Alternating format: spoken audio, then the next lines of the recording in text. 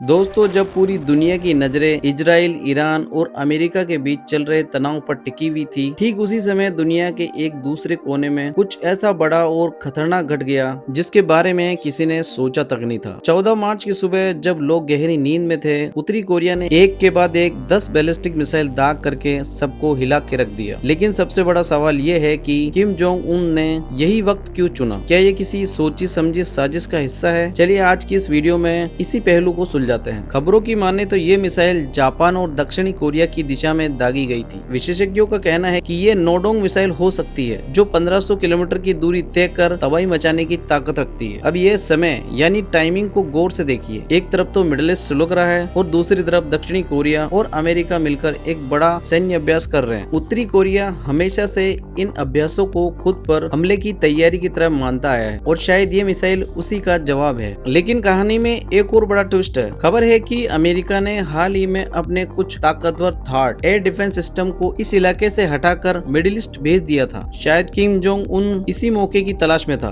उन्होंने एक साथ 10 मिसाइलें दागी और ये चेक किया कि क्या अमेरिका का नया सुरक्षा घेरा अब भी उतना ही मजबूत है या नहीं। अब यूं मानो कि ये दुश्मन की ताकत को मापने का एक तरीका था। इस पूरी घटनाक्रम से ठीक पहले किम जोंग उन अपनी बेटी के साथ एक फायरिंग रेंज में दिखाई दिए। इस फोटो का संदेश साफ है, उत्तरी कोरिया अपनी अगली पीढ़ी को भी युद्ध के लिए तैयार कर रहा है। रूस और चीन जैसे बड़े देश का साथ पाकर किम जोंग उन अब और भी निडर हो गया है। तो अब सवाल ये है कि क्या वाकई हम तीसरे विश्व युद्ध की आहट सुन रहे हैं या ये सिर्फ डराने की एक पुरानी तकनीक है। जापान ने जांच शुरू कर दी है, लेकिन डर का माहौल पूरी दुनिया में बना हुआ है। अब आपको क्या लगता है? अपनी राय कमेंट बॉक्स में जरूर लिखें। अगर आपको ये जानकारी काम की लगी तो वीडियो को लाइक करें और चैनल को कर दे सब्सक्राइब।